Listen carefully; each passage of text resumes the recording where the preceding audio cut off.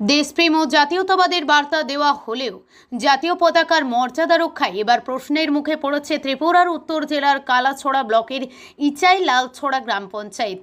পঞ্চায়েত কার্যালয় প্রাঙ্গণে গত 2-3 দিন ধরে ভারতের জাতীয় পতাকা উল্টো অবস্থায় ঝুলে থাকার অভিযোগ ঘিরে এলাকায় তীব্র ক্ষোভ ও চাঞ্চল্যের সৃষ্টি হয়েছে। স্থানীয় বাসিন্দাদের অভিযোগ, প্রতিদিন পঞ্চায়েত কার্যালয়ে প্রধান, পঞ্চায়েত সচিব সহ কর্মীদের উপস্থিতি থাকলেও দিনের পর দিন পতাকার এমন অবস্থার পরিবর্তন না হওয়া অত্যন্ত দুঃখজনক। বিষয়টি সাধারণ মানুষ ও পথ চলতি বাসিন্দাদের নজরে আসতেই শুরু হয়েছে সমালোচনা। অভিযোগকারীদের বক্তব্য, জাতীয় পতাকার যথাযথ মর্যাদা ও সম্মান রক্ষা করা প্রত্যেক নাগরিক ও প্রতিষ্ঠানের দায়িত্ব। সেখানে একটি সরকারি পঞ্চায়েত কার্যালয়ে দিনের পর দিন পতাকা উল্টো অবস্থায় ঝুলে থাকা কর্তৃপক্ষের দায়িত্ববোধ নিয়েই প্রশ্ন তুলছে।